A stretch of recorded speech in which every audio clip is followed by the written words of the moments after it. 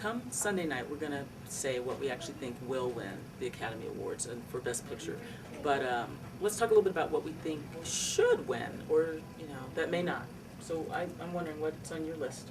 I have 2 picks out of the 5 that I really would not be upset if those 2 won. I'd be very happy, in fact. And one of them would be The Queen, which I think is sort of the most, we've agreed, is the most perfect movie of the year. Beautiful script, beautifully acted, some tremendous performances. Helen Mirren most likely to win for Best Actress for it. And it's a movie that everybody said made them feel more intelligent and almost more humane, because they cared about something that they didn't realize they even cared about anymore, the whole Princess Diana thing. They cared about the other group of people besides Princess Diana that they hadn't heard about before.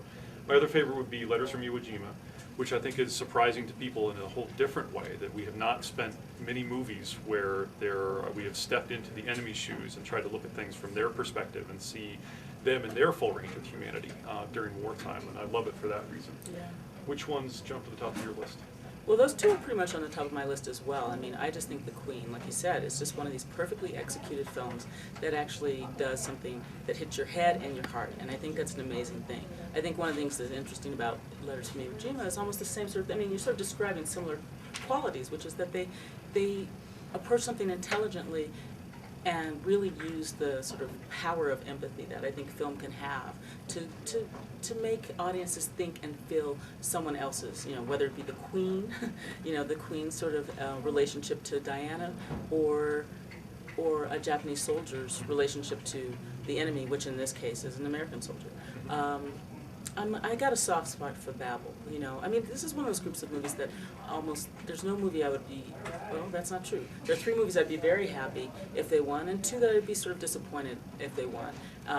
And I'm a big fan of Babel, in part because it has a couple of moments in it that are just so astonishing, and certainly one that really rattled me, that when the young deaf-mute girl walks into a Japanese disco, and I just think it's an amazing bit of filmmaking, and it too is about empathy and connection and all that. So I love those are like 3 films that I'd be extremely happy, because I think they're not just entertaining, they're honorable in a way.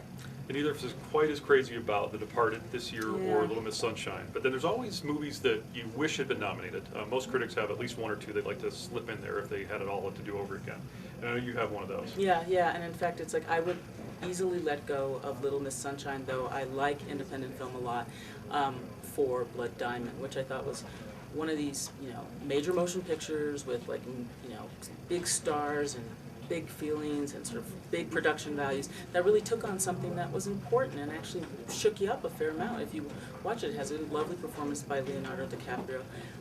And I just think that this is Hollywood's big night. It really is Hollywood's big night, and I think there's sort of moments where you want to reward the studios for giving us good movies, because we're so unhappy with them so often, and the only way to reward them is actually to sort of honor them on their big night. There are other opportunities for independent films. I mean, if this is a great independent film, I'd be thrilled, but I actually think Little Miss Sunshine is a nice independent film. So, all right, well, if we're going to be rewarding the studios, then I would kick out Little Miss Sunshine for The Pursuit of Happiness, which is not necessarily, again, rising to that level of Best Picture in another year, but a very well done movie, and I always want to give kudos to a movie that tries to show how average Americans really live when work is a struggle, family is a struggle, everything seems like a struggle, and Pursuit of Happiness does that extremely well, and I really love that movie.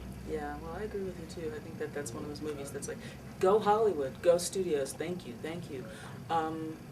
If we were betting people, which means we often bet against what we love to sort of, win, what would you put $1,000 on? If I just wanted to double the money, I'd have to go with The Departed at this point, but I reserve the right to change my mind up until the last minute, the last deadline of the paper. How about you? Well, I think I would say Little Miss Sunshine, given that I just sort of kicked it out of contingent, because I think that the votes are going to get split, and for some weird reason I think that's the direction they're going to get split. I think that the Scorsese-Eastwood split will do one thing, and that the little hardcore indie people that really got this film into that category may pull off an upset.